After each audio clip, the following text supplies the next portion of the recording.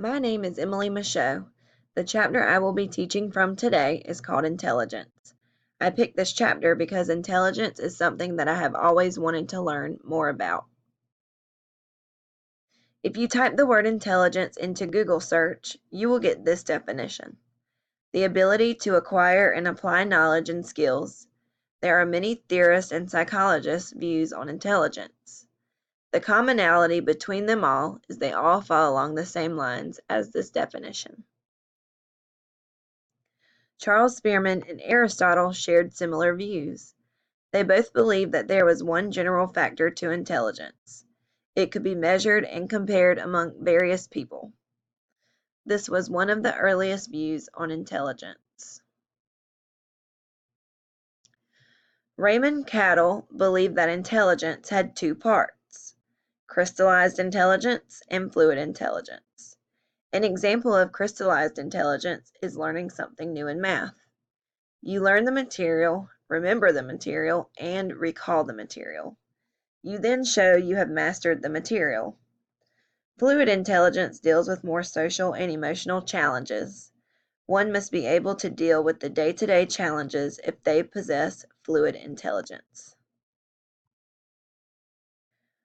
Robert Sternberg's theory of intelligence says that intelligence is made up of three parts.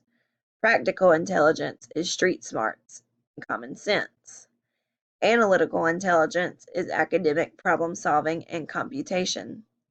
Creative intelligence is imaginative and innovative problem solving.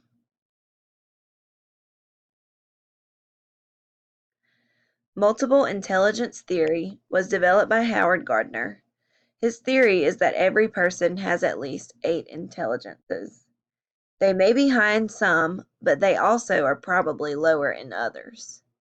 The point is that no matter how high or low a person is, they still possess at least these 8 intelligences. Some researchers and psychologists say that Gardner relabeled cognitive styles as intelligences. This theory is still being researched due to inconsistencies in research. The chapter talked about various cultures and what intelligence looks like in terms of cultural intelligence. The chapter gave the examples of Italy and Ireland. In Italy, if a person can cook, their peers are more likely to think they are intelligent. In Ireland, a person is viewed as intelligent if they are good at telling stories. On the other hand, cultural intelligence is defined as how well one can relate to the values of a different culture.